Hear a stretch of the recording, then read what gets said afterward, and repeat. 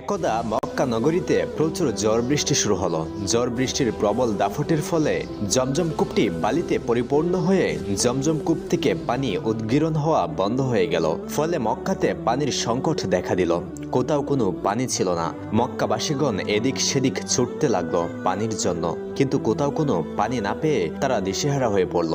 শিশু থেকে বৃদ্ধ সবাই পানির অভাবে অসুস্থ হয়ে পড়লেন। তৎকালীন সময়ে মক্কা নগরীর নেতা ছিলেন হযরত মুহাম্মদ সাল্লাল্লাহু আলাইহি ওয়াসাল্লামের দাদা অর্থাৎ আব্দুল মুত্তালিব। পানির সংকটে দিশেহারা হয়ে তখন মক্কাবাসী তাদের নেতা আব্দুল মুত্তালিবের কাছে উপস্থিত হলেন। উপস্থিত মক্কাবাসীগণ আব্দুল মুত্তালিবকে বললেন, আপনি আমাদের নেতা, আপনি আমাদের এই পানির সংকট নিরসন করুন। আপনি জমজম কূপ থেকে পানি উত্তোলন করার ব্যবস্থা করুন। আপনি ছাড়া জমজম কূপ থেকে কেউ পানি উত্তোলনের ব্যবস্থা করতে পারবে না।